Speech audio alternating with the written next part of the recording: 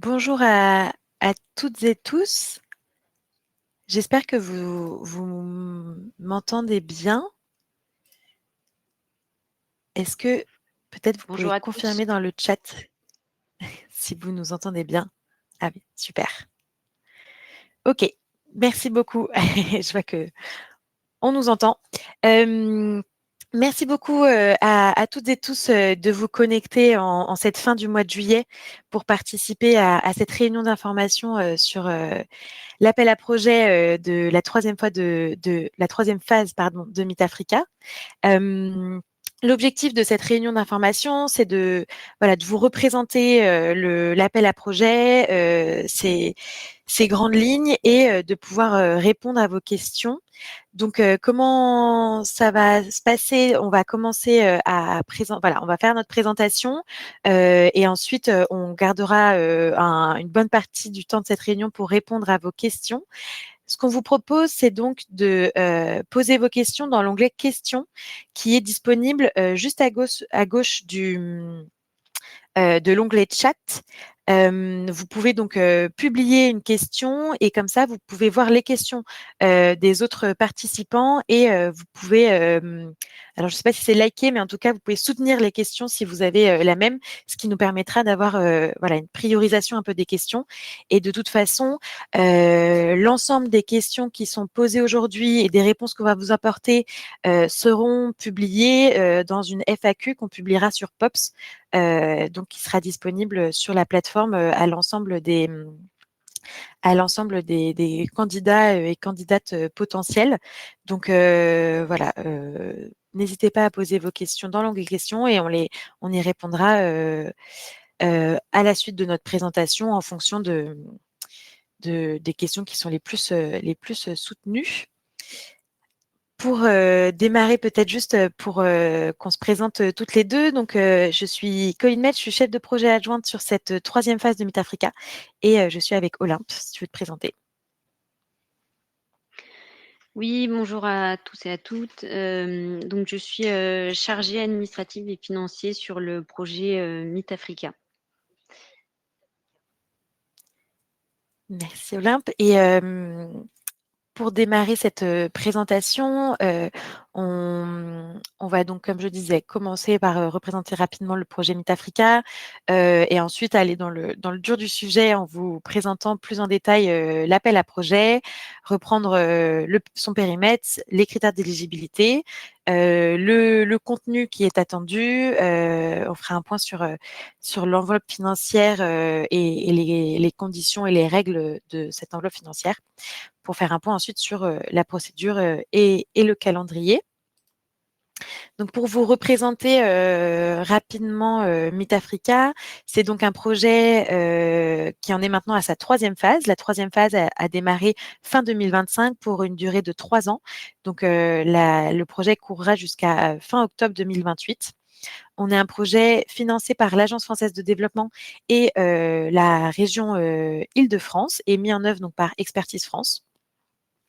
On a une équipe projet basée au siège d'Expertise France à Paris. Donc, on est quatre dans cette équipe projet, donc Olympe et moi, et on a deux autres collègues, donc Sima Mati qui est le chef de projet et Emma Lévy, ma fille, qui est chargée de suivi, évaluation et d'appui opérationnel, qui ne sont pas présents aujourd'hui pour cause de congé.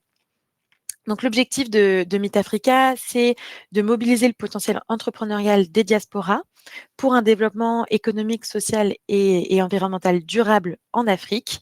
On est donc on travaille avec 5 pays partenaires, le Cameroun, la Côte d'Ivoire, le Maroc, le Sénégal et la Tunisie. Et on a trois grosses composantes d'activité. La première, c'est l'appui aux acteurs institutionnels. On a ensuite l'appui aux entrepreneurs des diasporas. Et enfin, une nouvelle brique de cette troisième phase, c'est l'appui aux investisseurs des diasporas. Et donc, ce qui nous intéresse aujourd'hui, c'est l'appui aux entrepreneurs. Pour représenter donc l'appel à projet qui est concerné par cette réunion d'information. Donc, comme vous l'avez vu, c'est un appel à projet qui a pour but de recruter un ou des partenaires qui seront en charge de l'appui technique et financier aux entrepreneurs de la diaspora qui seront accompagnés dans le cadre de Meet Africa. La cible de cet appel à projet, ce sont donc des structures d'accompagnement à l'entrepreneuriat et pas directement les entrepreneurs. Les entrepreneurs seront sélectionnés dans un deuxième temps en lien avec le partenaire sélectionné. Et donc l'objectif, c'est de pouvoir accompagner voilà, mettre en œuvre l'accompagnement technique et financier des entrepreneurs diasporiques. Les pays d'intervention, comme je l'ai dit, donc c'est nos 5 pays partenaires et aussi la France/l'Europe, parce que l'ADN de Meet Africa, c'est d'accompagner des entrepreneurs qui sont sur le double espace, donc entre l'Europe et l'Afrique. Donc, il faut que les partenaires du consortium qui mettront en œuvre les activités puissent travailler sur ce double espace. Les bénéficiaires finaux, ce sont donc des entrepreneurs de la diaspora qui ont un projet à impact social ou environnemental.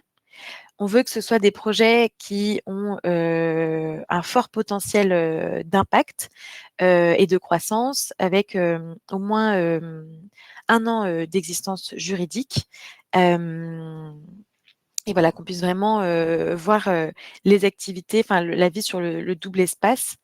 En termes de nombre, on voudrait accompagner au moins 34 entrepreneurs, donc au moins 10 en Tunisie et au moins 6 dans chacun des 4 autres pays. L'objectif de cet appel à projet, enfin de l'accompagnement, ce sera d'avoir une répartition géographique de nos efforts et de nos ressources qui soient équitables entre les pays. Et donc, pourquoi est-ce qu'on a plus d'entrepreneurs accompagnés en Tunisie? C'est parce que en Tunisie spécifiquement, on va travailler en partenariat avec le projet Watani, qui est donc un projet également financé par l'Agence française de développement et mis en œuvre par Expertise France de soutien à l'écosystème entrepreneurial tunisien et avec un angle diaspora. Et donc, l'objectif en Tunisie, c'est que les entrepreneurs accompagnés soit accompagnés techniquement par le projet Watani, donc à travers de l'incubateur The Dot qui est leur partenaire, et que Meet Africa vienne faire l'accompagnement financier. Donc c'est pour ça les enveloppes seront un peu plus, enfin on pourrait accompagner plus, financer plus d'entrepreneurs en Tunisie que dans les 4 autres pays, car en Tunisie ce sera que de l'appui financier, là où sur les 4 autres pays ce sera de l'appui technique et financier. On voudra, dans cette enveloppe de au moins 34 entreprises, qu'il y ait au moins 10 entrepreneurs qui sont issus de la région Île-de-France, étant donné que un de nos financeurs est la région Île-de-France. Et il faudra qu'il y ait au moins 50% des entreprises qui soient dirigées ou co-dirigées par des femmes. Là, je vous ai présenté un petit peu voilà, les premiers critères. Donc, je vous ai dit des entrepreneurs avec un fort potentiel de croissance, un fort potentiel d'impact.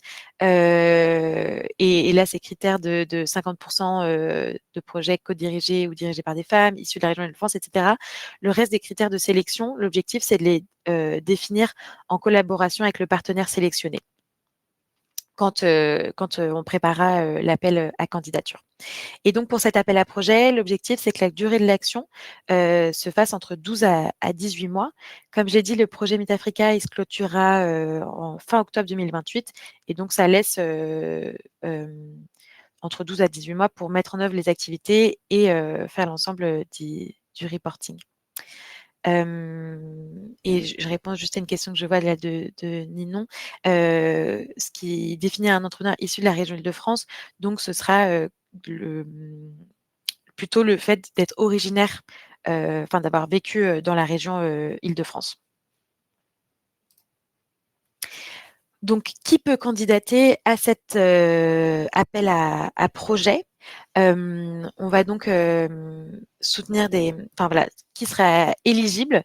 Donc, ce sont des personnes morales sans but lucratif ou qui ont conscience qu'aucune marge ou profit ne pourra être réalisé sur le budget de ce projet. Et il faudra justifier d'être établi depuis au moins 3 ans. On va demander aussi une expérience avérée dans la conception et la mise en œuvre de programmes d'accompagnement d'entrepreneurs et dans l'exécution de projets financés par des bailleurs internationaux. Donc, il y aura des références qui seront exigées.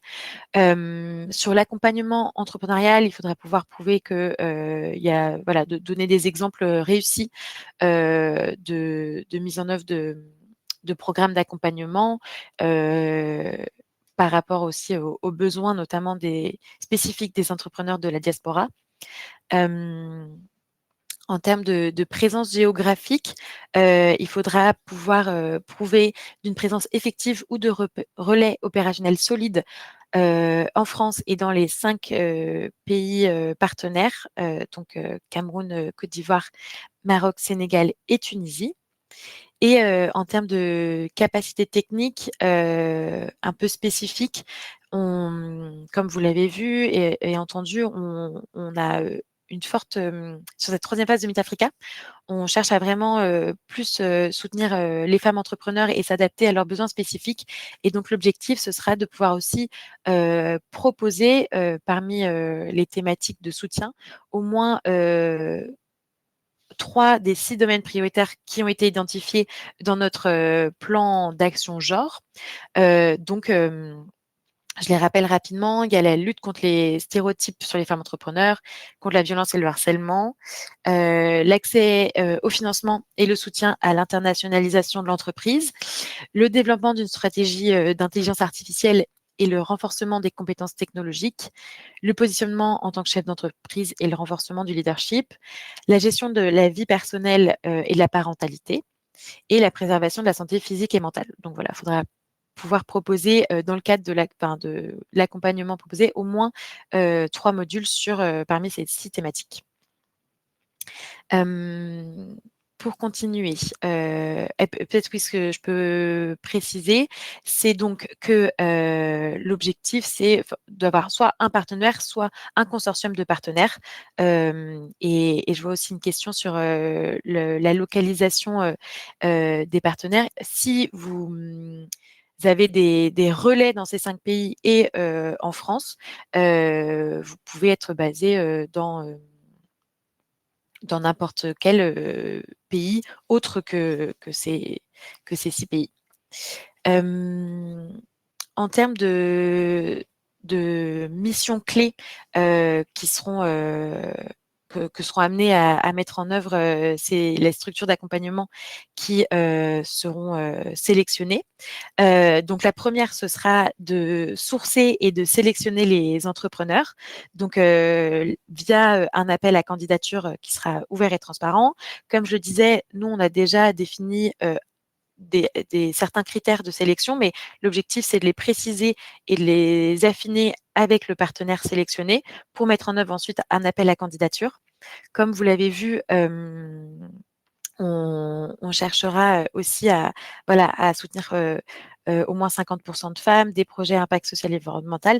Donc, pour s'assurer d'avoir suffisamment de bons candidats qui répondront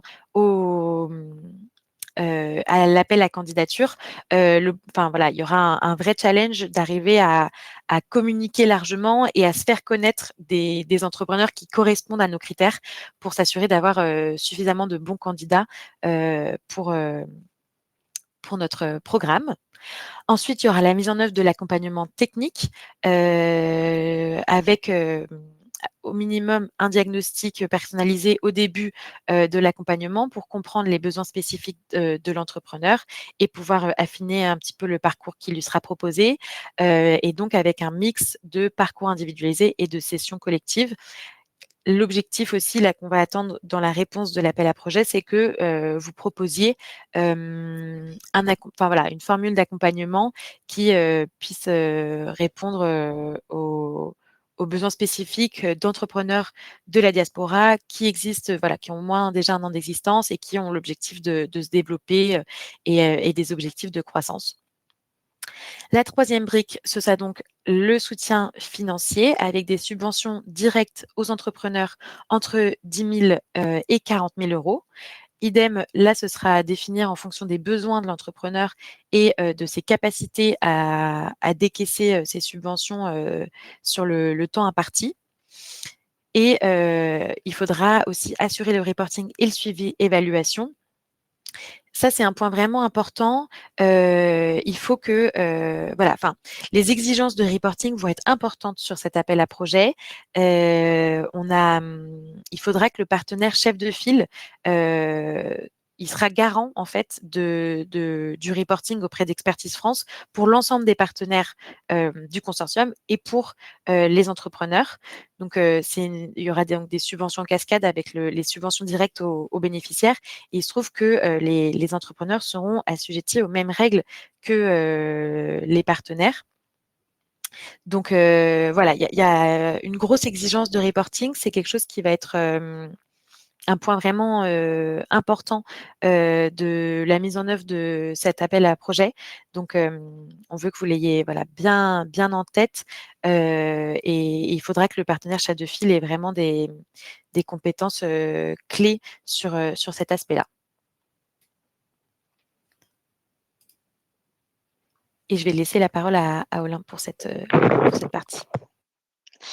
Je me permets juste de faire un petit rappel pour ceux qui sont peut-être arrivés, après le début de cette présentation. Mais pour les questions, afin de vraiment pouvoir, toutes les voir et les regrouper, on vous invite à les poser dans l'onglet questions qui est juste à côté du chat.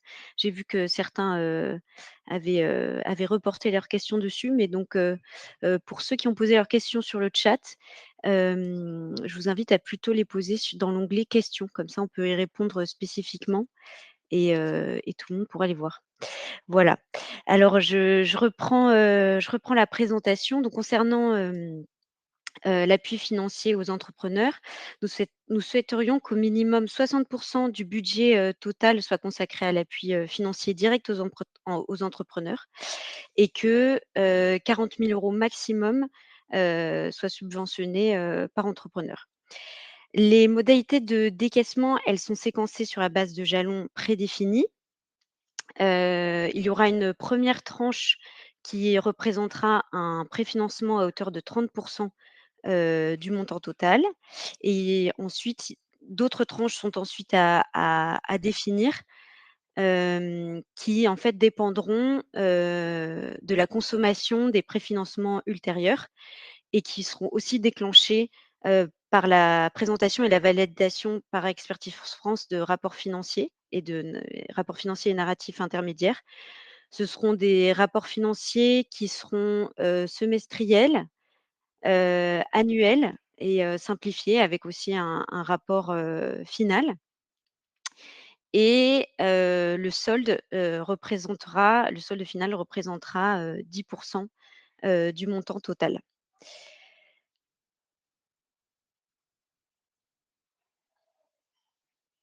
Voilà, je te laisse reprendre Colline. Oui. Merci, Olympe. Oui, je confirme qu'il faudrait que vous posiez vos questions dans l'onglet questions et que vous avez l'option à gauche de chacune des questions d'appuyer sur le petit chiffre avec la flèche au-dessus qui permet, si jamais il y a une question qui a été posée qui vous intéresse aussi, de faire remonter les questions qui concernent le plus de personnes, ce qui nous permettra de savoir auxquelles répondre en premier. Hop, donc pour revenir sur l'enveloppe financière et les conditions, donc ce qu'il faut retenir, c'est qu'on est donc sur une enveloppe totale de 1 605 000 € qui sera décaissée à une organisation, donc chef de file, qui sera ensuite en charge et garante de la décaisser à ses partenaires et aux entrepreneurs pour les subventions en cascade. Donc 1 605 000 €, ça comprend les coûts directs éligibles et les coûts indirects. Cette enveloppe, elle doit couvrir 100 % des coûts éligibles et il n'y a pas de cofinancement obligatoire. Les frais indirects, ils sont plafonnés à 7 % des coûts éligibles directs et dans les coûts éligibles, ils sont détaillés plus en détail dans le règlement d'appel à projet. Mais il y a donc les dettes, les taxes les achats immobiliers et le double financement UEEF. Donc, qu'est-ce que ça veut dire le double financement UEEF? C'est-à-dire que parmi les activités que vous allez proposer, les coûts ne peuvent pas être facturés sur deux subventions différentes. C'est-à-dire que si vous avez déjà une subvention de l'UE, vous ne pourrez pas refacturer une activité qui est déjà refacturée sur cette subvention-là, sur notre subvention à nous. Hop, je continue sur le calendrier. On est donc aujourd'hui le 30 juillet sur cette réunion d'information de la phase 1. La date limite pour poser vos questions sur la plateforme POPS, c'est le 4 septembre 2026 pour que ça nous laisse un peu de temps pour publier la réponse et que tout le monde y ait accès. La date limite de soumission des notes succinctes, c'est donc le 14 septembre. Pour rappel, on est sur un appel à projet restreint qui se fera donc en 2 phases. Cette première phase qui permet la soumission des notes succinctes, sur laquelle on fera une présélection et les structures présélectionnées seront ensuite invitées à remplir une demande complète qui devrait être rendue début novembre 2026 avec l'objectif d'un démarrage du contrat au 1er décembre 2026. Je précise que ce calendrier, il reste indicatif. Tout dépendra évidemment du nombre de notes succinctes qu'on retient et de notre capacité à lancer aussi la deuxième phase début octobre. Pour la distinction entre cette première phase sur les notes succinctes et la deuxième phase sur les notes complètes.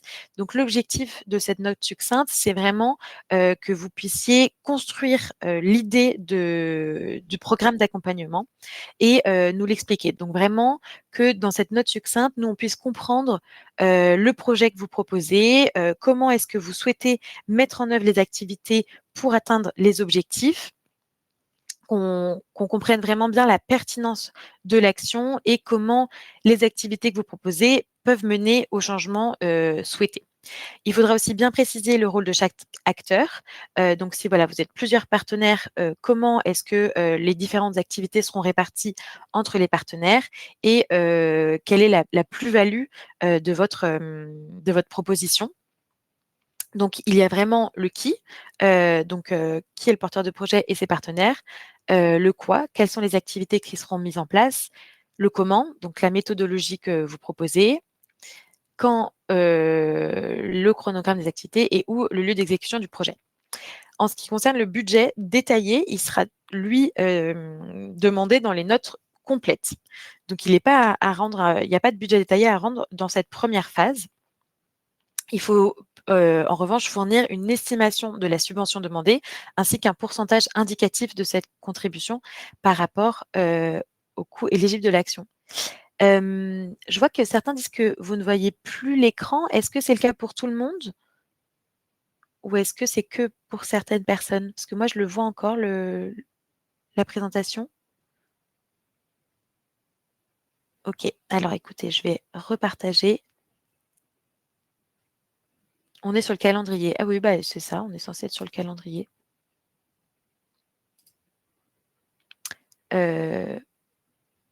OK. Bon, bah, j'ai l'impression que ça fonctionne pour la plupart. Pour ceux pour qui ça ne fonctionne pas, n'hésitez pas à remettre à jour.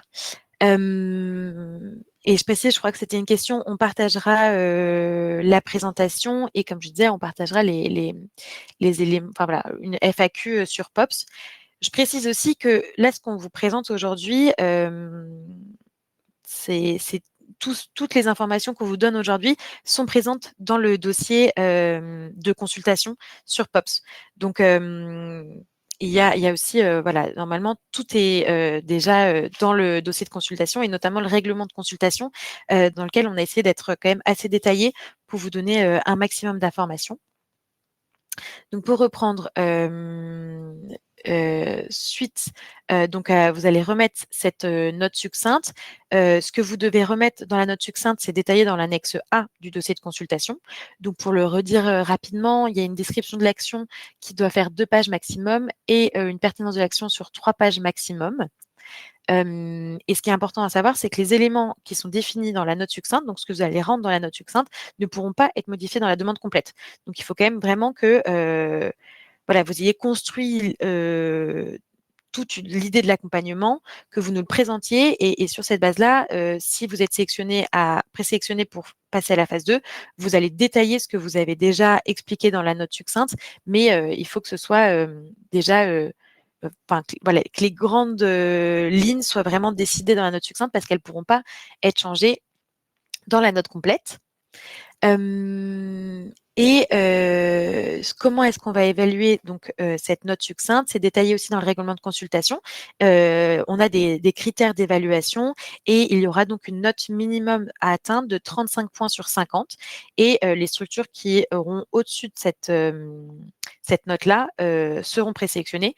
On les informera et seront invités à rendre leur note complète. La note complète, elle permet donc encore une fois de vérifier la cohérence du projet, cohérence par rapport à ce qui a été présenté dans la note succincte et cohérence avec les autres documents qui seront nouveaux là pour cette demande complète, donc le budget et le cadre logique. Je précise que toute activité qui est proposée doit être couverte par une ligne budgétaire. Au niveau de la demande complète, on va demander un haut niveau de détail.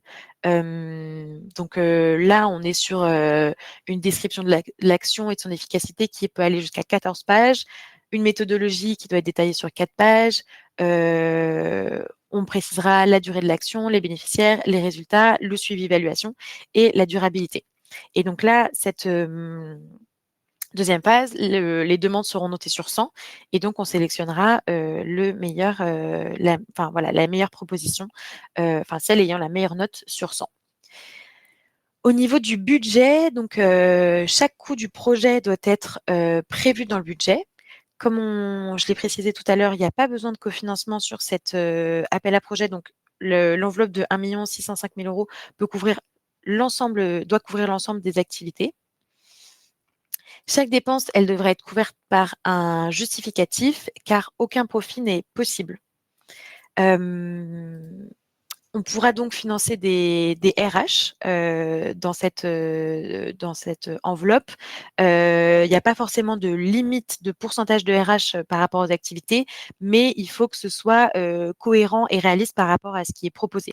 Donc, on comprenne bien quel est le rôle des RH et pourquoi tant de RH sont facturés sur le projet.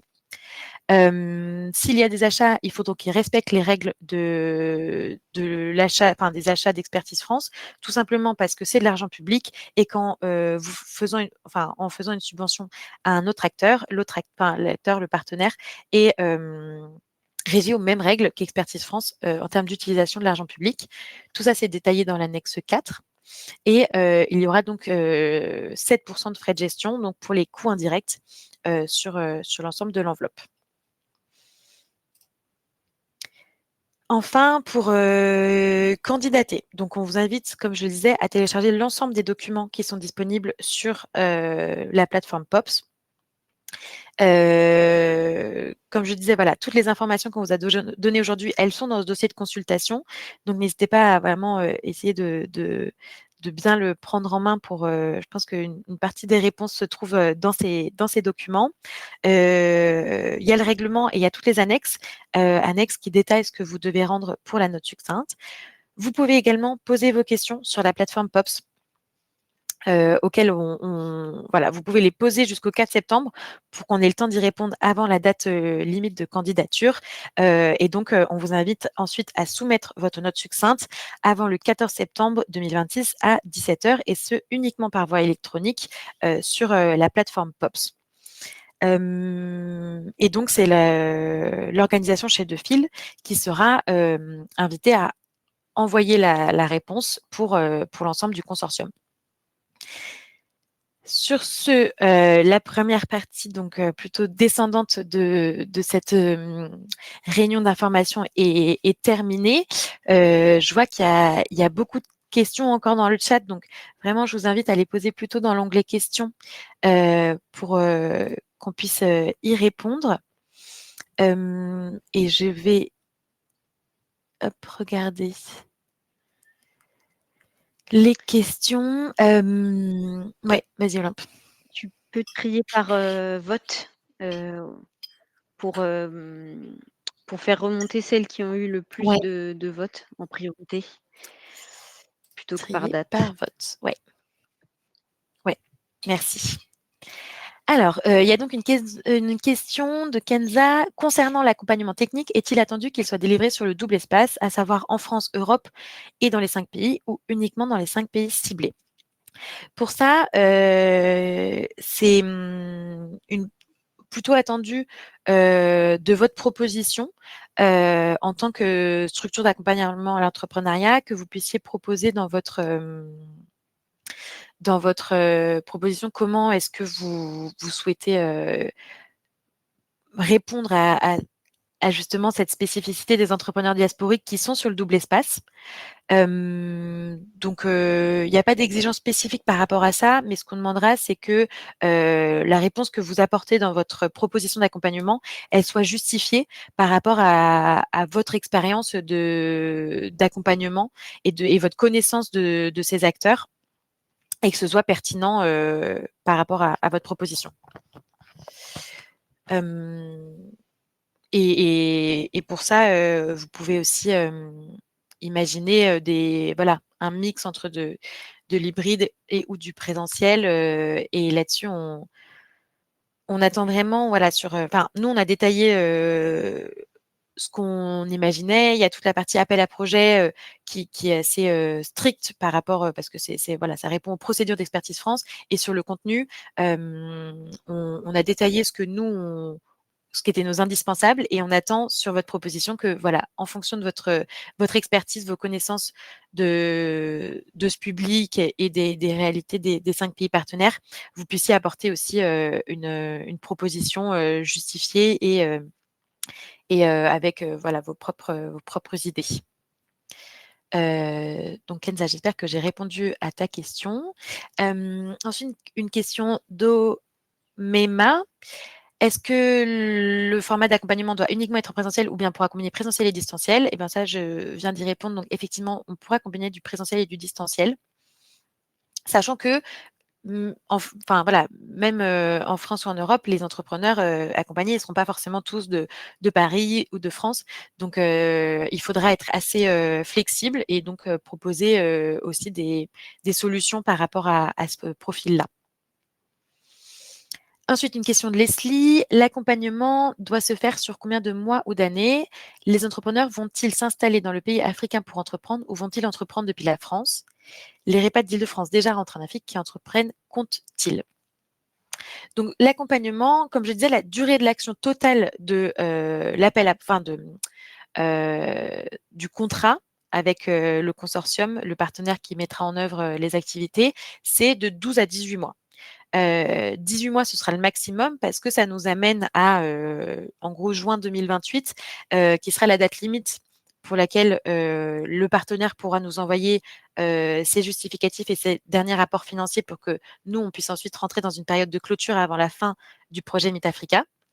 Ensuite, sur l'accompagnement en lui-même des entrepreneurs, c'est pareil, ça, on vous laisse assez libre pour faire des propositions et imaginer un programme de la durée qui vous paraît la plus pertinente par rapport au type d'entrepreneurs qui seront accompagnés et à comment vous imaginez votre parcours, si vous imaginez quelque chose de plus rassemblé sur quelques mois ou peut-être quelque chose de plus distendu. Idem par rapport à votre expertise de l'accompagnement entrepreneurial. Donc ça, voilà, voilà, faut quand même compter le temps qu'il faudra pour l'appel à candidature et le temps de recruter les entrepreneurs. Mais ensuite, à vous d'estimer aussi combien de temps vous pouvez mettre en œuvre l'accompagnement pour rester dans cette durée maximum de 18 mois. Et je précise aussi que l'accompagnement, enfin, on peut imaginer un accompagnement technique qui se fasse sur une certaine durée et un accompagnement financier qui, en revanche, dure un peu plus longtemps parce que la subvention, elle devra donc être dépensée par l'entrepreneur dans la durée de l'action et il faudra qu'il fournisse aussi les justificatifs dans cette même durée. Donc, si un entrepreneur a une subvention de 40 000 euros et que votre accompagnement technique il dure 6 mois, peut-être qu'il n'aura pas le temps de dépenser la subvention de 40 000 euros sur ces 6 mois. Mais dans ce cas-là, vous pouvez aussi imaginer décaisser la subvention au début des 6 mois et lui laisser 1 an pour l'utiliser. Et donc, bon, je me répète un petit peu, mais là-dessus, on vous laisse assez libre de faire des propositions et de les justifier pour qu'on comprenne bien ce que vous avez imaginé et comment vous pensez le mettre en place. Les entrepreneurs vont-ils s'installer dans le pays africain pour entreprendre ou vont-ils entreprendre depuis la France? Là-dessus, ça répond vraiment à cet objectif de Meet Africa d'accompagner des entrepreneurs qui sont sur le double espace. Donc, on n'a pas d'exigence de localisation de l'entrepreneur. On ne va pas exiger qu'il soit présent absolument en France ou dans le pays. On est ouvert aux deux. En revanche, ce qu'on veut, c'est que on puisse voir que cet entrepreneur appartient à la diaspora. Et ça peut prendre différentes formes, mais qu'il y a vraiment un lien entre les deux espaces. Donc, ça pourrait être des repats. On aurait pu, hein, mais on n'a pas mis pour l'instant de critères de nombre d'années de réinstallation, parce que se poser un peu la question aussi de est-ce qu'un un entrepreneur qui est réinstallé, par exemple au Sénégal depuis 5 ans, est-ce qu'on considère qu'il est encore de la diaspora? Voilà, on a considéré que c'était quelque chose qui pouvait être assez large, l'appartenance diasporique. En revanche, il faudra quand même qu'on puisse vérifier que l'entrepreneur appartient encore à la diaspora et qu'il a encore des liens sur le double espace. Donc ça, j'espère que c'est plus clair et que j'ai répondu à la question. Mais encore une fois, sur les critères spécifiques de sélection, nous, on a indiqué dans le règlement d'appel à projet les grandes lignes, mais on a voulu garder ça aussi un peu large pour qu'on puisse vraiment co-construire ça avec le partenaire sélectionné au moment de la construction de l'appel à candidature pour les entrepreneurs, pour que ce soit quelque chose de co-construit. Donc, l'opérateur sera en charge de mettre en œuvre l'appel à candidature, mais on attendra aussi que ce soit co-construit et que les choix soient faits ensemble. Ensuite, une question de Tania.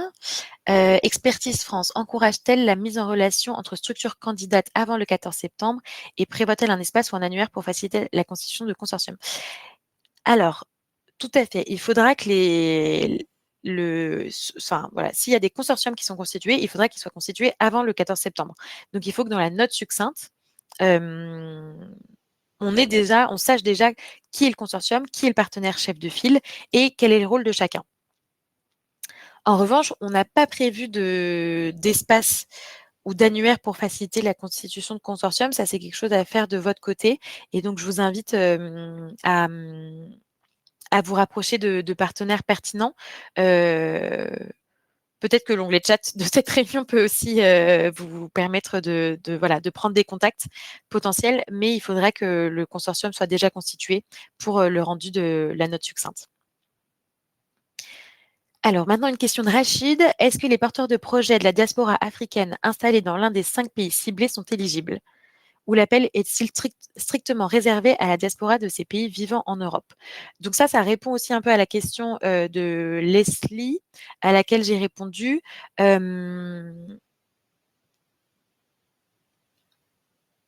Donc, je lisais la question pour être sûre de l'avoir bien compris. Donc,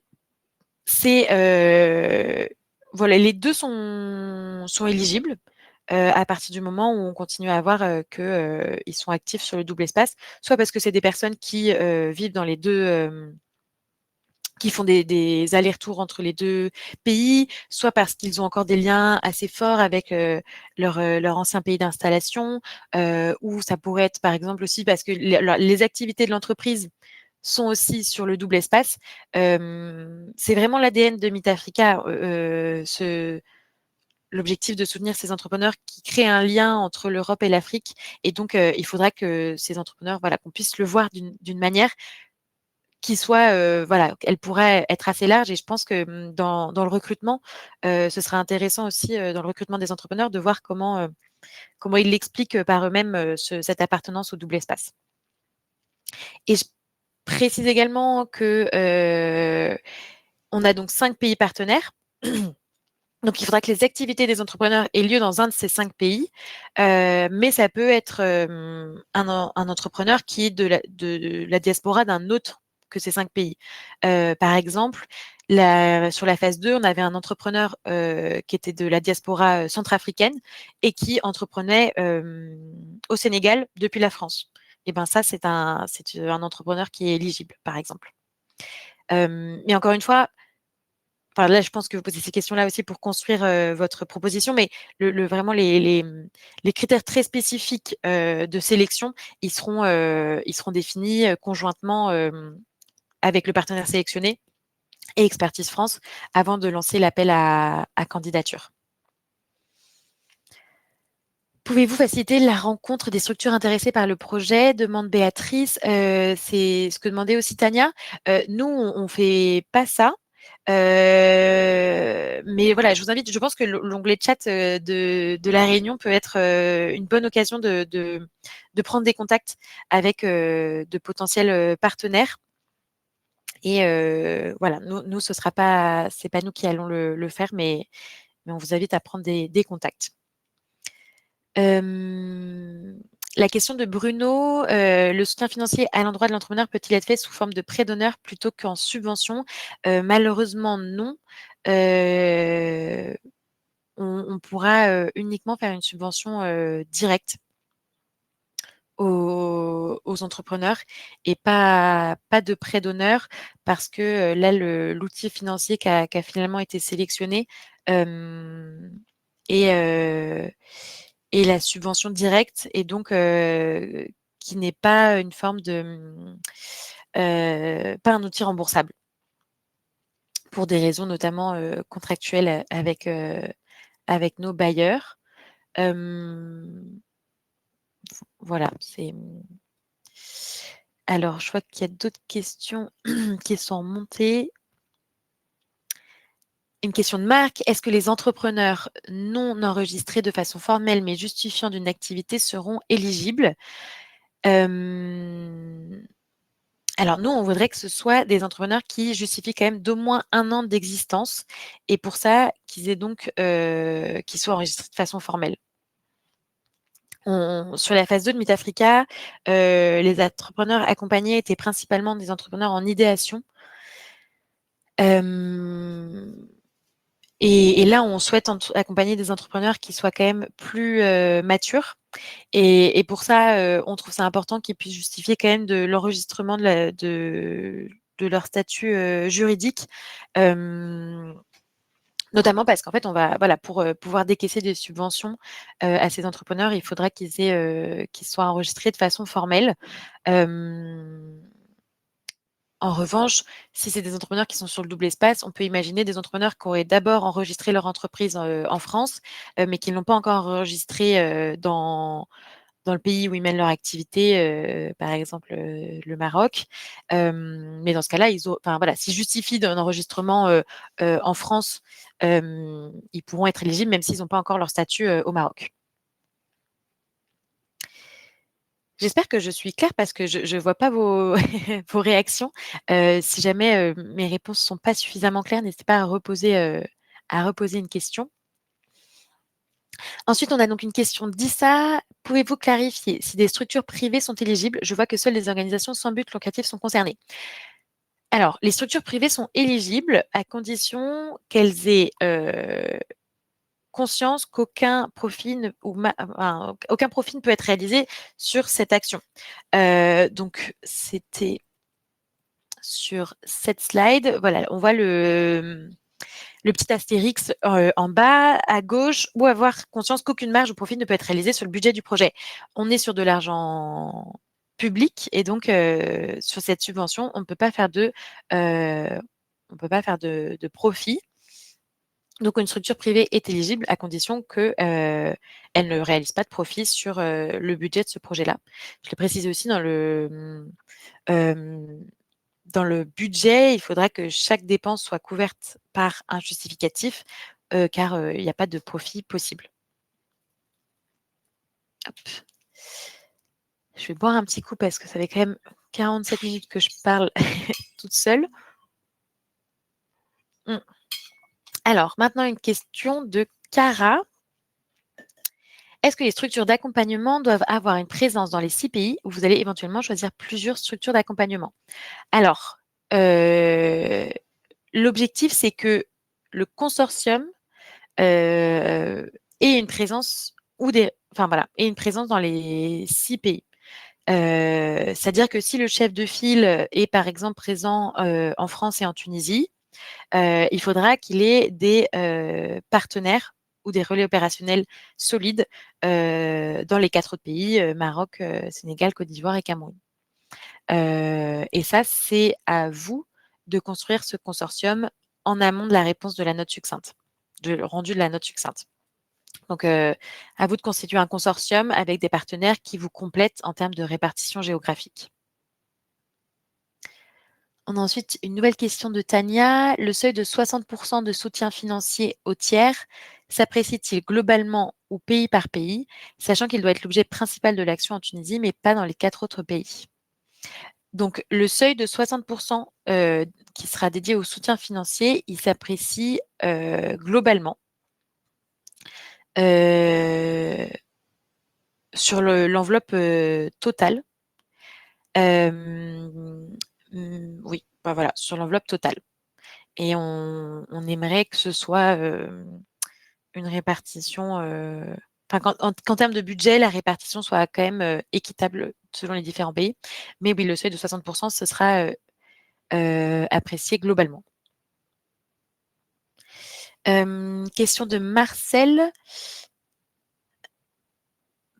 Pour la partie reporting financier et impact, ma structure juridique doit-elle être immatriculée depuis plus de 3 ans?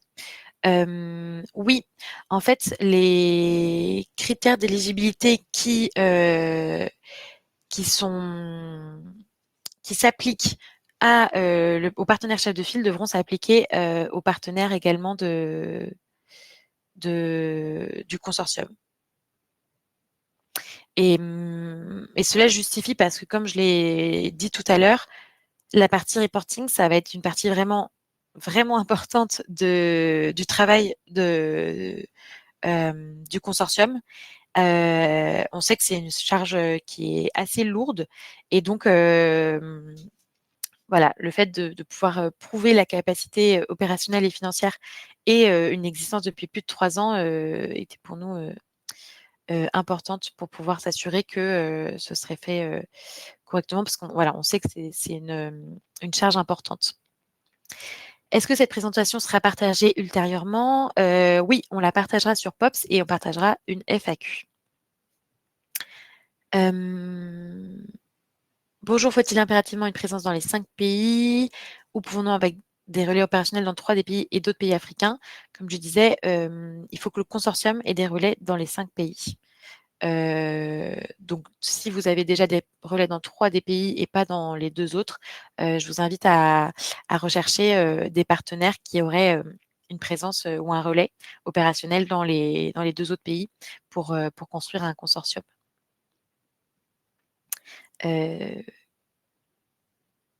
Voilà, les relais devront donc être dans les 5 pays. Mais c'est pour ça que dans la présentation, on parlait principalement du partenaire, mais ce sera vraiment le partenaire chef de file parce qu'on imagine que ce sera quand même plutôt des consortiums. Ensuite, Tania qui demande: que recouvre exactement l'expression issue de la région Île-de-France? Est-ce qu'on parle de résidence actuelle, de résidence antérieure, de siège de l'entreprise européenne ou de lien documenté avec le territoire? Pour ça, on est assez ouvert. Je pense que il faudrait que ce soit un lien documenté documenté, un lien qui pourrait être prouvé avec le territoire de la région Île-de-France. Effectivement, c'est notre voilà, la région Île-de-France est cofinanceur de la de cet appel de Meet Africa phase 3. Et donc, leur volonté, c'est que une partie des entrepreneurs accompagnés dans le cadre de cet appel à projet soit issus de la région Île-de-France. Et donc, on pourra, ça pourra se faire de différentes manières.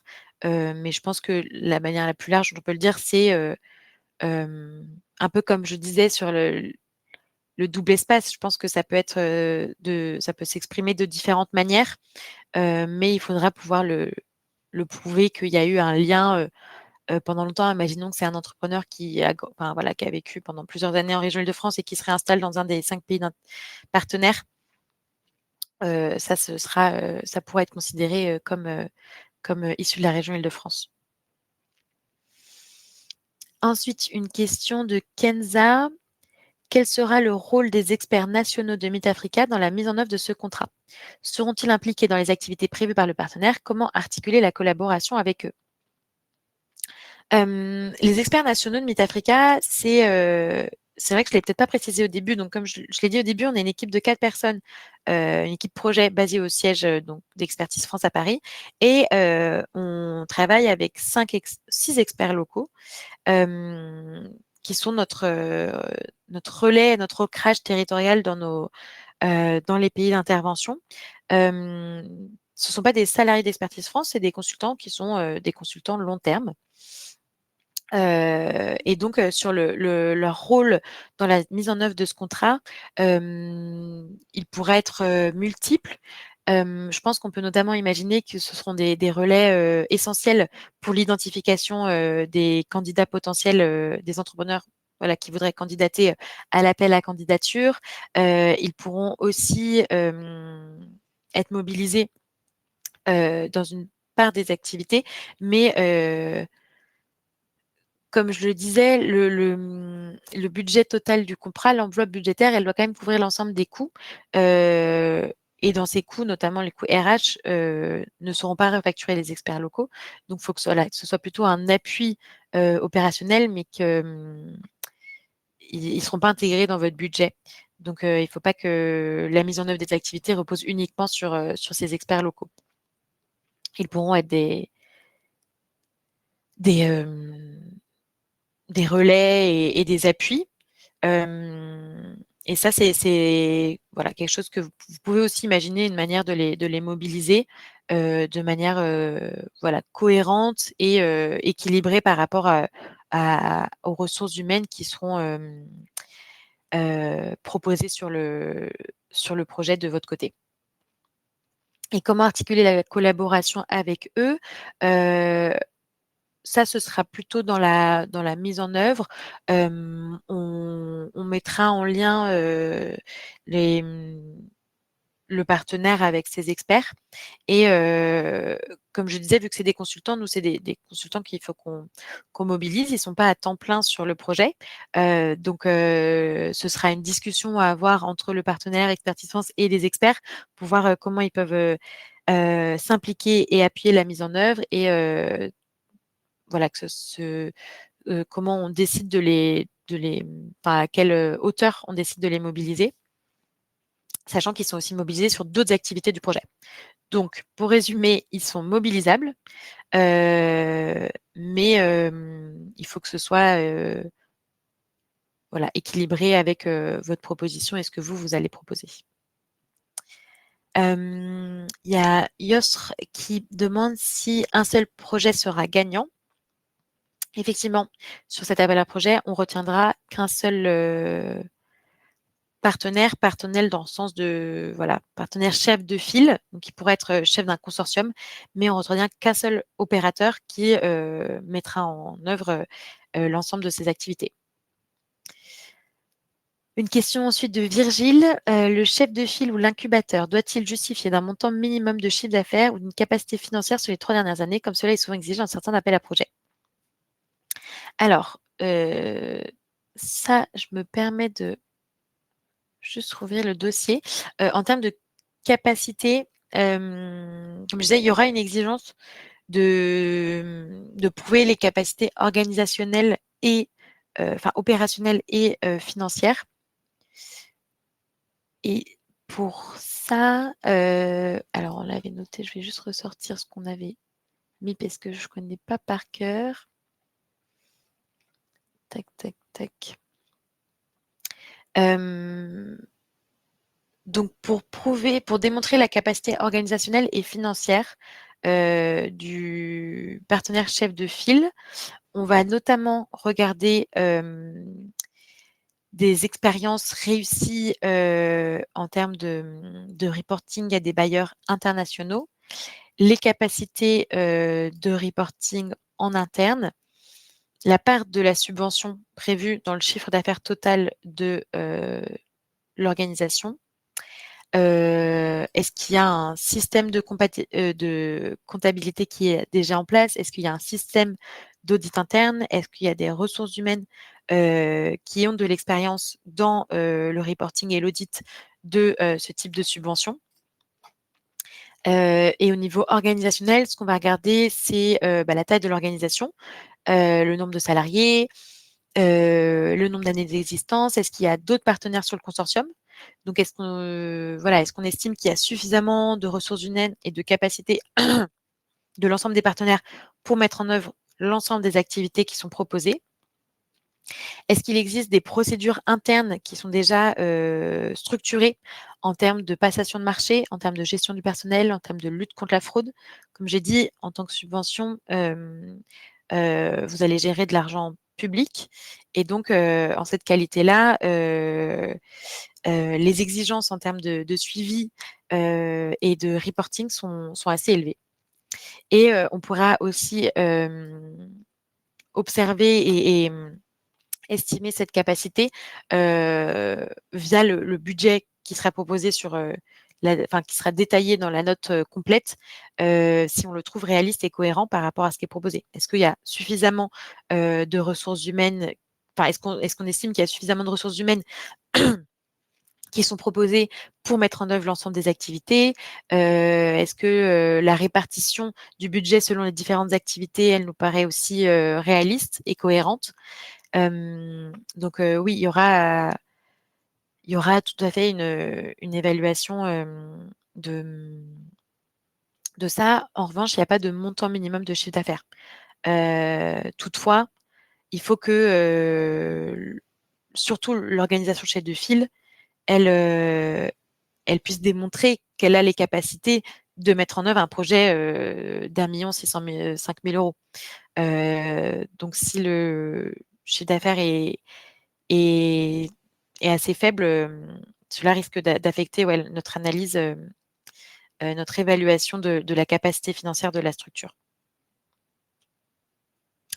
Leslie demande de revenir sur les 6 modules spécifiques qu'on voudrait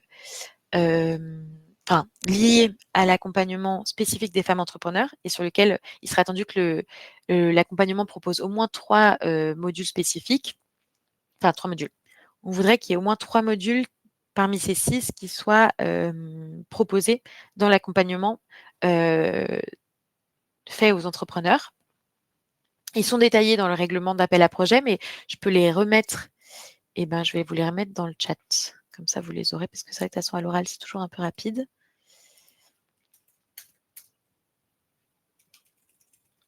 Hop. Oups, j'ai trop de caractères, donc je vais l'envoyer en 2 fois.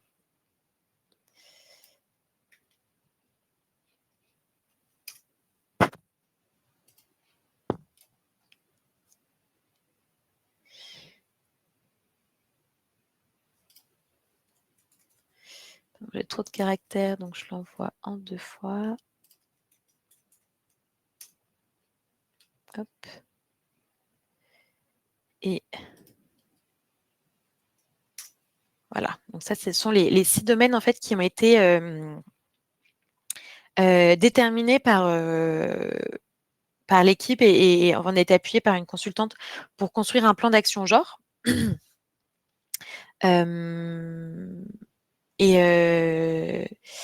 Et donc voilà, elle a, en faisant des entretiens avec d'autres projets et des femmes entrepreneurs, elle a identifié ces 6 domaines sur lesquels il est particulièrement intéressant de proposer un accompagnement spécifique pour les femmes.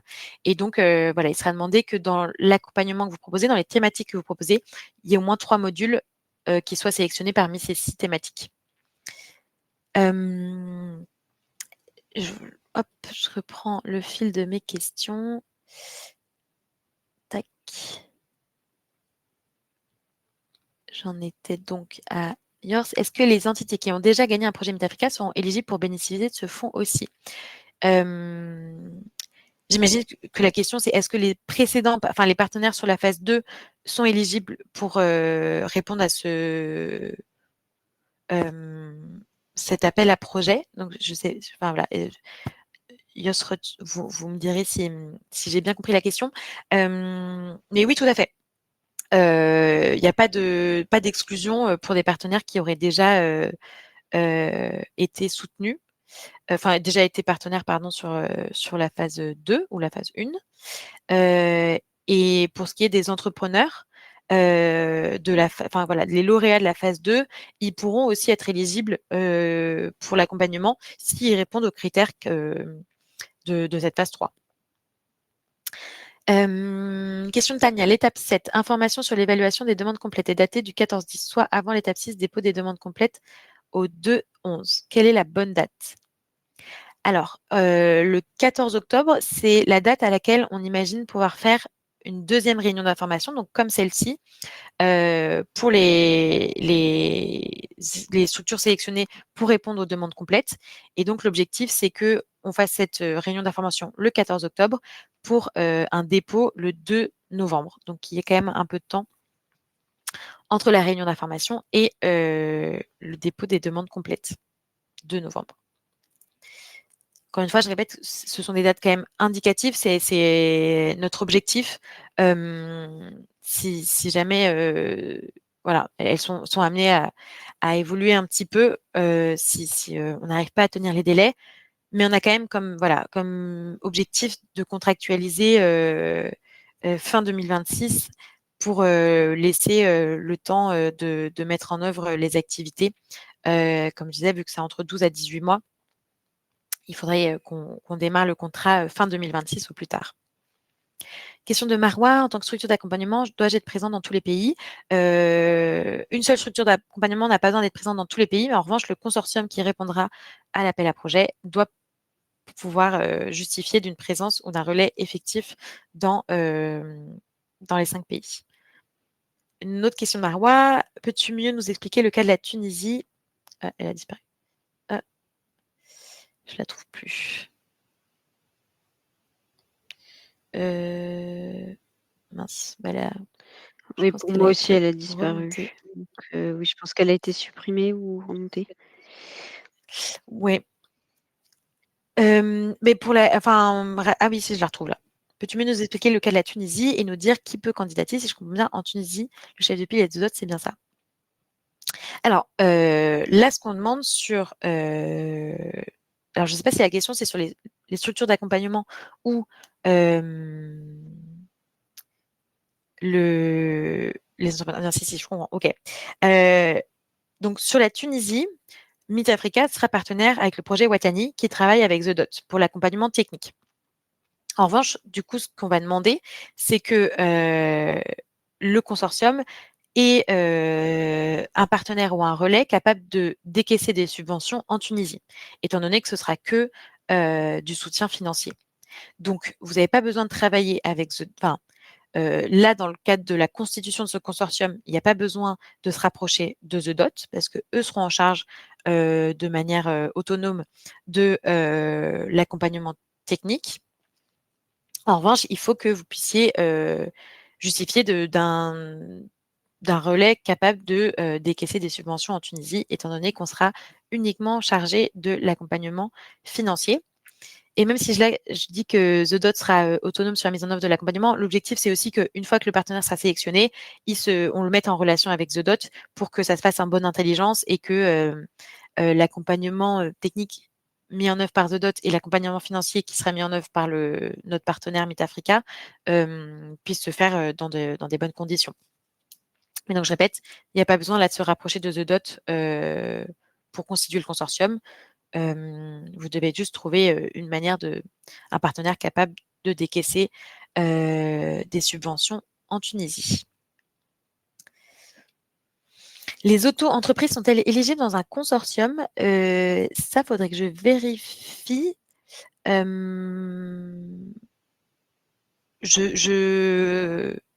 À partir du moment où elles répondent aux critères qui sont détaillés dans le règlement d'appel à projet, si elles répondent aux autres critères, je ne pense pas qu'on ait de critères exclusifs par rapport aux auto-entreprises. Une question maintenant de Virgile. Existe-t-il un nombre minimum ou maximum d'entrepreneurs accompagnés dans le cadre du projet? Les entrepreneurs qui seront accompagnés doivent-ils répondre à des critères d'éligibilité spécifiques? Donc, le nombre minimum, effectivement, ce sera 34 en tout sur les 5 pays. Donc, au moins 10 Tunisie et au moins 6 dans les 4 autres pays. Et ensuite, est-ce qu'ils seront accompagnés? Doivent-ils répondre à des critères d'éligibilité spécifiques? Comme je le disais, effectivement, il y aura des critères d'éligibilité pour les entrepreneurs. Nous, pour l'instant, on a détaillé des gros critères qui sont voilà, fort potentiel d'impact et de croissance, impact social ou environnemental, et au moins 1 an d'existence juridique. Pour le reste des critères plus spécifiques, ils seront décidés conjointement avec le partenaire sélectionné en amont de l'appel à candidature. Donc, comme je disais, les entrepreneurs accompagnés, ils doivent être donc justifier d'au moins 1 an d'existence juridique et avoir un fort potentiel d'impact et de croissance. Donc plutôt go to market en termes de développement. Comme je disais, sur la phase 2, on était sur des entrepreneurs quand même plutôt plus en amont. Donc là, on cherche à avoir des entrepreneurs un peu plus matures, mais ce ne sera pas des entrepreneurs en phase de... Enfin, pas forcément. Ça pourrait être des entrepreneurs en phase de changement d'échelle, mais j'imagine que ce sera quand même plutôt des entrepreneurs qui justifient une activité et sont en train de croître, mais pas forcément en changement d'échelle. En tout cas, ce sera pas un critère. Question d'Inès. De nombreux entrepreneurs ne peuvent pas être enregistrés en Afrique en raison de problèmes liés à leurs documents d'identité ou système juridique en matière d'enregistrement. Pouvons-nous recourir au parrainage fiscal pour eux? Alors, je suis pas très familière du parrainage fiscal. En revanche, comme je disais, nous, on voudrait pouvoir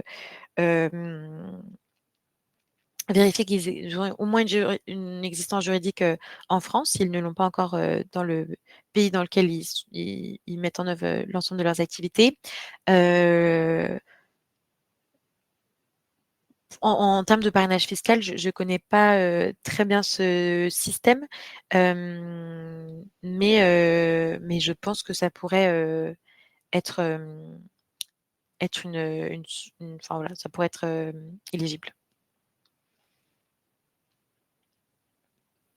Voilà, je vois que Tania a posté une description pour essayer d'identifier des partenaires. N'hésitez pas à le faire et à vous répondre sur ces recherches de partenariat. Ensuite, Abdourahmane demande est-ce qu'une association de la diaspora basée en France, qui serait donc chef de file, peut partir en consortium avec structure privée basée au Sénégal, par exemple? Oui, tout à fait, c'est possible à partir du moment où, comme je disais, il n'y a pas de marge qui est réalisée sur le budget de ce projet et où vous avez des relais opérationnels dans les autres pays. Ensuite, Tania, l'accompagnement technique en Tunisie est assuré par Watani via Dodot Lending. Dodot peut-il être partenaire ou associé d'une candidature au présent appel à projet ou est-ce un conflit d'intérêt au sens de l'annexe 8? Alors, c'est une bonne question. En fait, comme je disais, sur la Tunisie, vu que nous, on va faire que l'accompagnement financier, il me semble que The Dot ne fait pas d'appui financier. Donc, dans ce cas-là, ça n'aurait pas forcément d'intérêt de les associer en tant que partenaires, étant donné qu'ils font déjà l'accompagnement technique pour Watani. En revanche, si The Dot est imaginé comme partenaire pouvant accompagner techniquement sur d'autres pays, ce serait possible. Je pense pas qu'il y ait de conflit d'intérêts, mais je me note quand même la question pour vérifier, parce que j'ai pas forcément la réponse sur ça. Je ne pense pas, mais on note bien la question et on publiera la réponse sur Pops. Alors, Marcel demande, dans l'appel à projet, il est fait référence à une annexe taux d'indemnité journalière per diem qui renvoie à un lien, mais ce lien n'est pas disponible en ligne. Ce taux d'indemnité journalière est-il plafonné et à combien? Alors, on vérifiera du coup le lien pour le mettre à jour s'il ne fonctionne pas. Le taux de per diem à respecter est celui de l'Union européenne. On est aligné sur celui de l'Union européenne. Donc, vous pouvez vous renseigner, voilà, regarder sur. Enfin, on mettra à jour le lien, mais il est, voilà, de toute façon, le taux de per diem mis en place par l'Union européenne est disponible aussi sur Internet. Et voilà, prenez bien celui. Ils en ont fait un nouveau début 2025, donc il faut bien prendre en compte le dernier en date. Alors, Herman, le règlement met l'accent sur les entrepreneurs franciliens. Un chef de file basé en Afrique peut-il s'associer à une structure diasporique basée en Europe pour le sourcing sans que celle-ci soit forcément partenaire officiel du contrat? Hum, Alors, c'est une bonne question. Comme je disais, le sourcing, ça va être vraiment, je pense, quand même un défi pour qu'on arrive, parce que voilà, on a pas mal de critères. Donc, pour arriver à répondre à l'ensemble de ces critères, je pense que il va falloir qu'on fasse un gros travail de sourcing. Donc, en lien avec, voilà, le partenaire sera en charge de le faire, mais Expertise France, on appuiera également Meet Africa a une page notamment LinkedIn qui est assez suivie. Donc le sourcing sera vraiment main dans la main entre le partenaire et Meet Africa. Et sur s'associer à une structure diasporique basée en Europe, en fait, les partenaires du contrat, ils doivent, ce serait ceux qui vont recevoir une subvention. S'il y a un appui qui se fait plutôt enfin, sans échange financier, j'y vois pas de contre-indication. Si la structure est d'accord pour appuyer sur le sourcing sans être partenaire officiel, sans avoir d'échange financier, enfin sans avoir de ressources spécifiques dédiées sur ce projet, je pense que c'est possible. Ninon demande quel est l'objectif principal de ce programme. Impact économique dans les pays cibles. Alors, l'impact général de Meet Africa, on l'avait précisé ici, c'est donc de mobiliser ce potentiel entrepreneurial des diasporas pour un développement en Afrique qui soit économique, social et environnemental durable. C'est voilà l'objectif vraiment global et Meet Africa et vraiment sur ce potentiel entrepreneurial des diasporas qui peuvent mobiliser des transferts financiers, des compétences, des technologies, des réseaux économiques au service d'activités économiques durables dans les 5 pays partenaires. Et tout ça, on l'a reprécisé dans la présentation du programme au début du règlement de l'appel à projet. Kenza, où seront basées les entreprises sélectionnées? Plutôt dans leur région en France, Europe, ou vont-ils être localisées dans les 5 pays ciblés au moment de l'accompagnement fourni par le projet? Ça pourrait être les deux. L'accompagnement pourrait intégrer justement une aide à l'installation. Donc, ils pourront être localisés soit en France, Europe, soit dans un des 5 pays cibles. Mais il faut que leur activité, s'ils sont basés en France, il faut que leur activité qu'ils aient des activités dans un des 5 pays cibles. Je vais juste combien d'heures. J'aurais peut-être pas le temps de répondre à l'ensemble des questions parce qu'on a jusqu'à 12h30. Mais on notera toutes les questions si jamais j'ai pas le temps parce que je vois qu'il y en a encore beaucoup. Si j'ai pas répondu à toutes, on les notera et on y répondra à l'écrit et on publiera sur Pops. Donc voilà, vous aurez de toute manière une réponse à vos questions. Virgile, avant de soumettre sa Et il y a candidature, le aussi chef de file pardon. doit-il avoir... Ouais. Pardon, je voulais aussi préciser qu'on pouvait poser, après qu'on ait publié, notre FAQ, les potentiels candidats peuvent poser aussi, leurs questions sur cette plateforme. Oui, tout à fait. Il y a une option questions sur POPS pour s'il y a des questions qui ne sont pas présentes dans la FAQ et que vous vous posez. Donc Virgile, avant de soumettre sa candidature, le chef de file doit-il déjà avoir identifié et mobilisé les entrepreneurs qu'il prévoit d'accompagner? Non. Les entrepreneurs seront sélectionnés sur la base d'un appel à candidature qui sera la première activité que devra mettre en œuvre le partenaire. Mais ça ne doit pas être fait en amont. Les entrepreneurs qui seront accompagnés doivent-ils répondre à des critères d'éligibilité spécifiques? Ça, je pense que j'ai déjà répondu. Oui, il y aura des critères d'éligibilité spécifiques qui seront déterminés entre Expertise France et le partenaire avant le lancement de l'appel à candidature.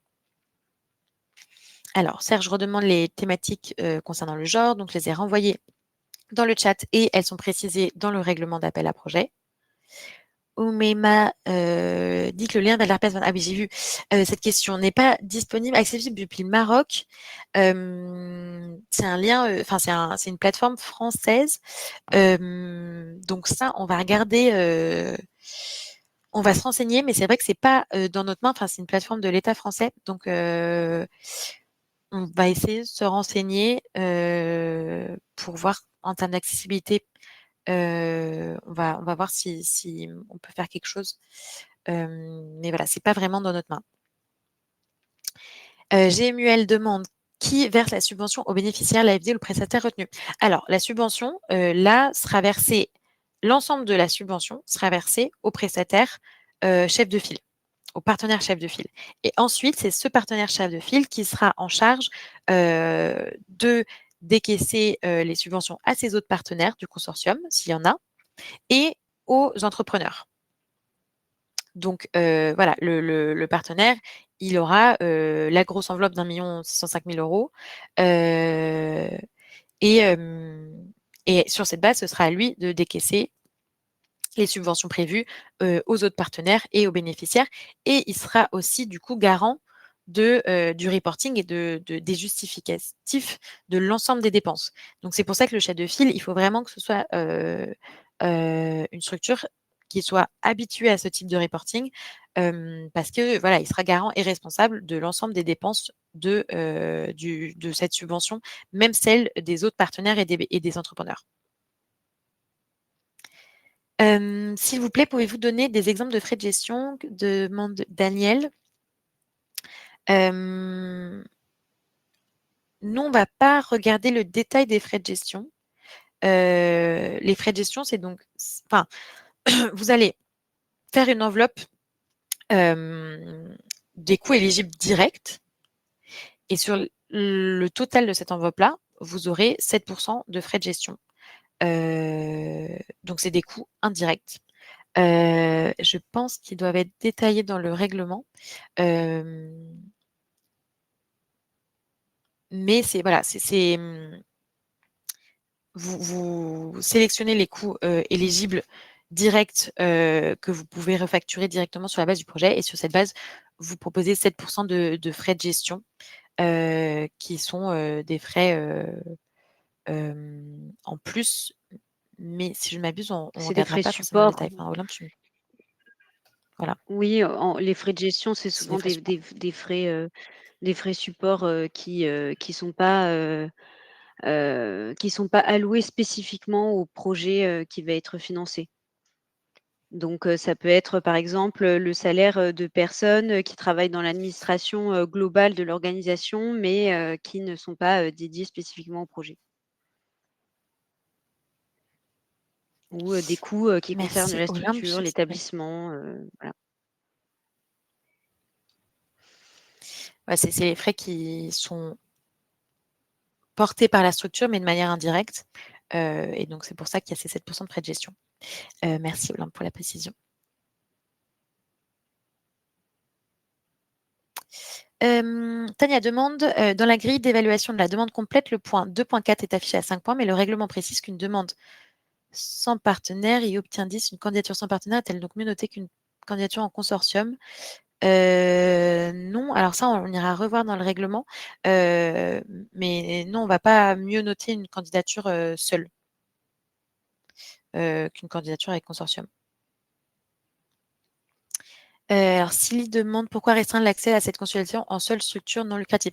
Alors, on ne restreint pas uniquement aux structures non lucratives, c'est juste que sur le budget, l'ensemble de cette enveloppe-là ne pourra pas créer du lucratif. Il ne pourra pas y avoir de marge ou de profit sur cette enveloppe.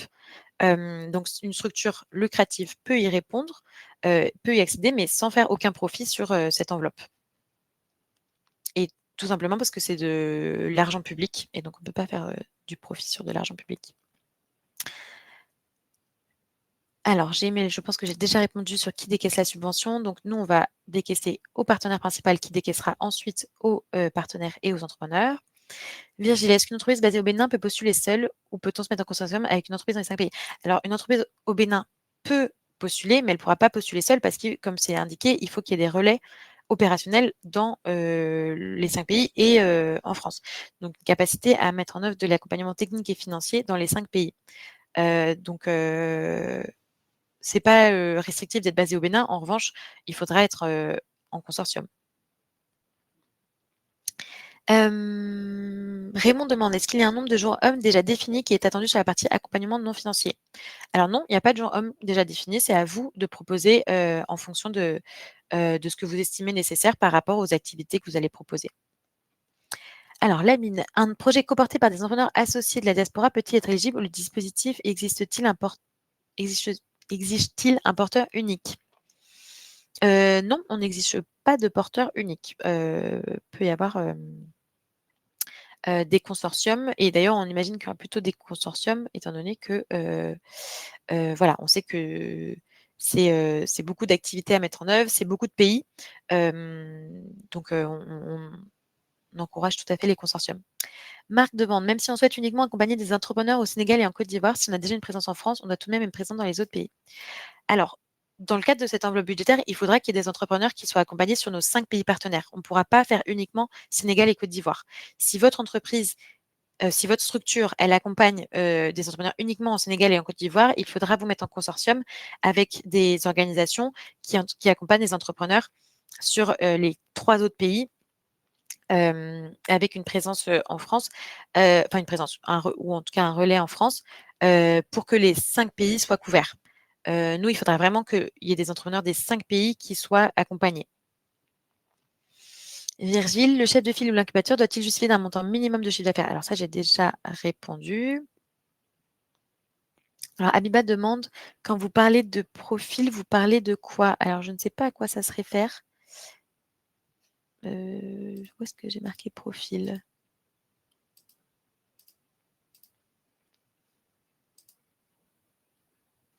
Abiba, je ne vois pas quel profil vous parlez, donc si vous pouvez repréciser pour que j'y réponde.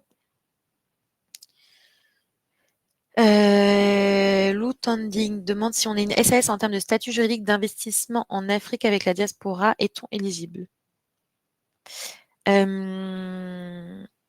Oui, je pense que vous êtes éligible. Comme j'ai dit, l'objectif, c'est que voilà, que vous prouviez que sur ce budget-là, vous n'allez pas effectuer de profit et sur les critères, ils sont détaillés dans le règlement d'appel à projet. Donc, si vous y répondez sur le fait d'être une personne morale, d'être établi au point de moins de 3 ans et d'être établi dans un état éligible conformément à l'instrument financier utilisé et les autres critères, vous êtes éligible. Ninon, je pense que j'ai déjà répondu sur l'objectif final. Donc, c'est effectivement développement social et économique durable dans les pays cibles. Mariama, pouvez-vous clarifier si des structures privées sont éligibles? Oui, alors j'ai déjà répondu, mais effectivement, elles sont éligibles à partir du moment où elles ne font pas de profit sur ce budget-là. Serge demande, la proposition peut-elle cibler des pays en particulier et doit-elle nécessairement se faire sur les 5 pays? Non, on devra avoir, voilà, il faut que la proposition intègre des activités et des entrepreneurs accompagnés sur les 5 pays partenaires. Dora demande, dans le formulaire de demande de subvention, nous avons dans le même fichier la note succincte de présentation et le formulaire de demande complète. Pour cette première phase de présélection, nous ne devons renseigner tout le document ou juste la partie note succincte. Sur cette première partie, vous remplissez uniquement la partie note succincte. Il n'y a que les structures présélectionnées qui seront informées suite à l'analyse des notes succinctes qui auront à remplir la demande complète. Donc ça, vraiment, ne perdez pas de temps, entre guillemets, à remplir toute la demande complète parce que sur cette première phase, elle ne sera pas analysée. Vous aurez un temps complémentaire pour les pour les structures présélectionnées pour compléter la demande complète. Eric demande que représentent les 7% de coûts. S'agit-il du montant max des RH et autres frais imputés au chef de file et le consortium? Alors, non, c'est pas le montant max des RH. Vous pouvez indiquer des lignes RH dans le budget et dans les coûts éligibles directs, donc ils ne sont pas dans ces 7% de frais de gestion. Mais il faut qu'elles soient directement liées aux activités. Ce qu'il y a dans les 7% de frais de gestion, c'est comme le disait Olympe, c'est des frais indirects qui peuvent être des coûts support, ce genre de choses. Mais il y a des RH qui peuvent être imputés sur les coûts directs éligibles. Gémuel, ces précisions techniques seront-elles synthétisées pour diffusion aux candidats? Oui, tout à fait. On fera une FAQ qu'on publiera sur POPS. Daniel demande le rappel sur la cible. Donc, la cible de cet appel à projet, ce sont bien des structures d'accompagnement à l'entrepreneuriat qui ensuite seront en charge d'accompagner des entrepreneurs de la diaspora. Mais là, qui peut répondre à cet appel? C'est des structures d'accompagnement à l'entrepreneuriat.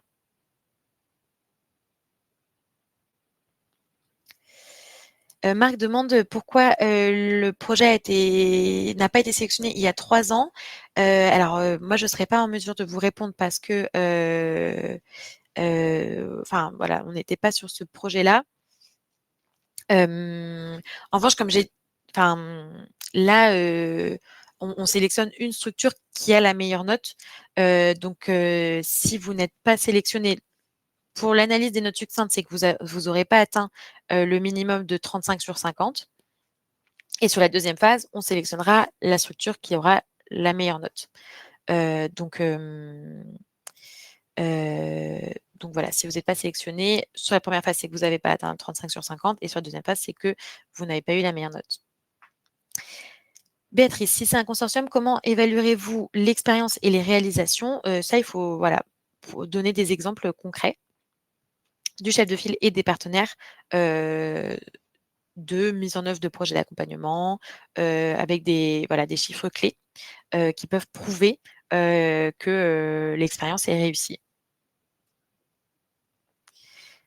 Alors, je vais juste parce que oui, il me reste quelques questions, je vais essayer de répondre rapidement. Serge demande, quand vous dites structure non lucrative, qu'est-ce que vous entendez précisément par là?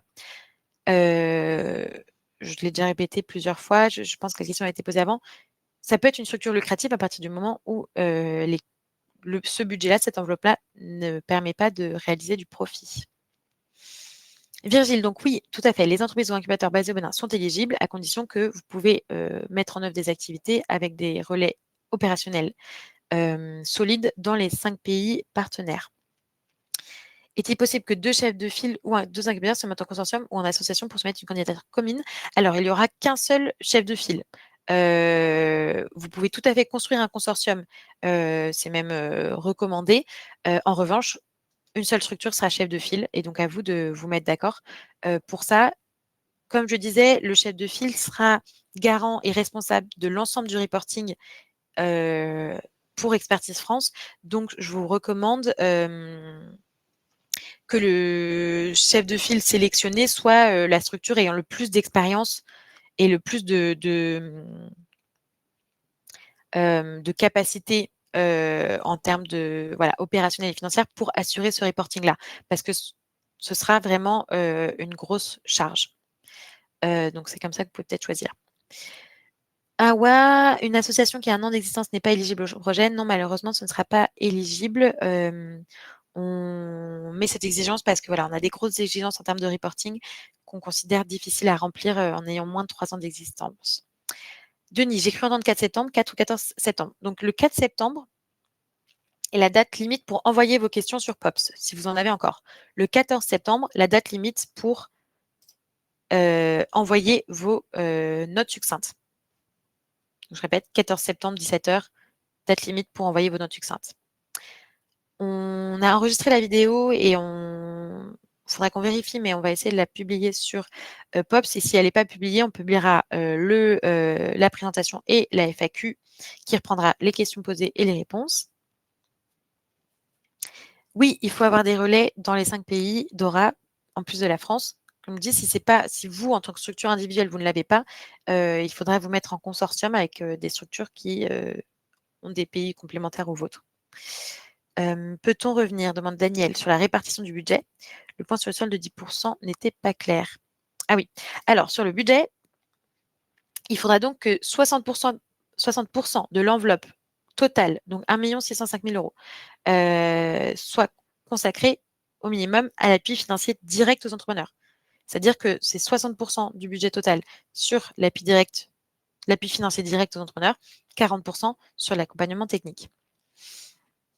Et le solde de 10%, c'est autre chose, c'est que comment ces 1 605 000 euros vont être décaissés aux partenaires. Vous n'aurez pas 1 605 000 euros directement, ce sera par des tranches. La première tranche, ce sera de 30%, mais ensuite les autres tranches, elles seront définies avec vous, avec le partenaire sélectionné ultérieurement, et elles dépendront du décaissement des tranches précédentes. C'est-à-dire que si toute la première tranche n'est pas décaissée, la deuxième tranche ne sera pas entièrement envoyée aux partenaires. Et sur le solde de 10%, c'est que l'ensemble des tranches qui seront versées correspondront à maximum 90% de l'enveloppe globale et qu'il y aura le solde de 10% restant de l'enveloppe qui sera décaissé à la fin, une fois qu'on aura l'ensemble des rapports demandés. J'espère que c'est plus clair. Alors, j'ai répondu à toutes les questions qui étaient dans l'onglet questions. Donc, tout ça en tenant le timing d'1h30, 12h34. Donc voilà, on va s'arrêter là. J'espère que ça vous aura été utile et que ça aura répondu à vos questions. Je le répète encore une fois, je me suis beaucoup répétée, mais toutes ces questions seront reprises dans une FAQ qui sera publiée sur Pops et il vous reste encore la possibilité de poser vos questions sur Pops et on vous enverra nos réponses sur la plateforme. Donc n'hésitez pas, si vous avez encore des questions, à les poser sur Pops. En revanche, pour une question d'équité entre les candidats, on ne peut pas répondre individuellement. Donc voilà, toute question posée en dehors de Pops n'obtiendra pas de réponse. Donc posez-les sur Pops si vous voulez une réponse. Merci à toutes et tous pour Oui, parce que votre je vois qu'il y présence et votre a participation. Vas-y, Olympe. Pardon, en fait, je Vas-y, crois qu'il y a Olympe. un petit délai. Oui, je vois qu'il y a une question sur les questions qui ont été, posées en DM sur, la page LinkedIn. Effectivement, ce n'est pas le lien, vers lequel on peut se diriger pour, répondre aux questions. Elles doivent être, officiellement, posées sur Pops pour que la réponse soit accessible à tout le monde.